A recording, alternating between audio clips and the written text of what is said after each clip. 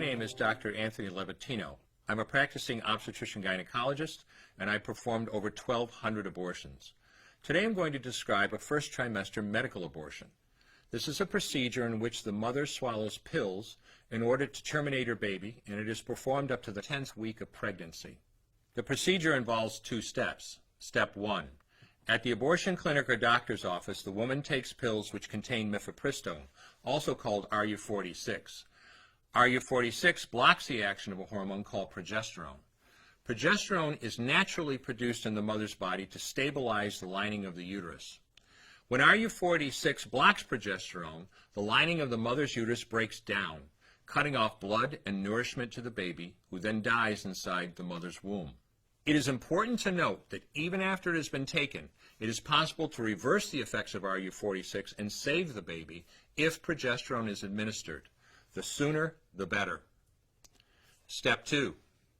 24 to 48 hours after taking RU46, the woman takes misoprostol, also called Cytotec, that is administered either orally or vaginally. RU46 and misoprostol together cause severe cramping, contractions, and often heavy bleeding to force the dead baby out of the woman's uterus. The process can be very intense and painful, and the bleeding and contractions can last from a few hours to several days. While she could lose her baby anytime and anywhere during this process, the woman will often sit on a toilet as she prepares to expel the child, which she will then flush. She may even see her dead baby within the pregnancy sac. At 9 weeks, for example, the baby will be almost an inch long, and if she looks carefully, she might be able to count the fingers and toes. After she has disposed of her baby, the woman may have bleeding and spotting for several weeks. Bleeding lasts, on average, 9 to 16 days. 8% of women bleed more than 30 days, and 1% require hospitalization because of heavy bleeding.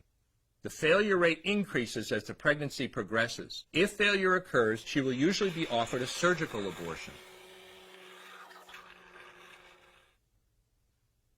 For the mother, medical abortion often causes abdominal pain, nausea, vomiting, diarrhea, headache, and heavy bleeding.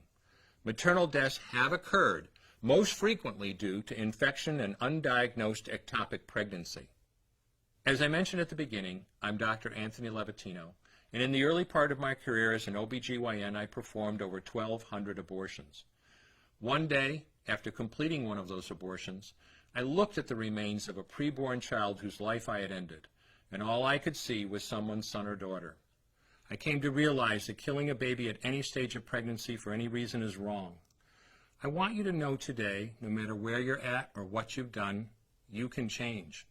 Make a decision today to protect the preborn. Thank you for your time. I will no longer do any more abortions. When you finally figure out that killing a baby that big for money is wrong, that it doesn't take you too long to figure out it doesn't matter if the baby is this big or this big or this big or maybe even this big, it's all the same. And I haven't done any since then, and I never will.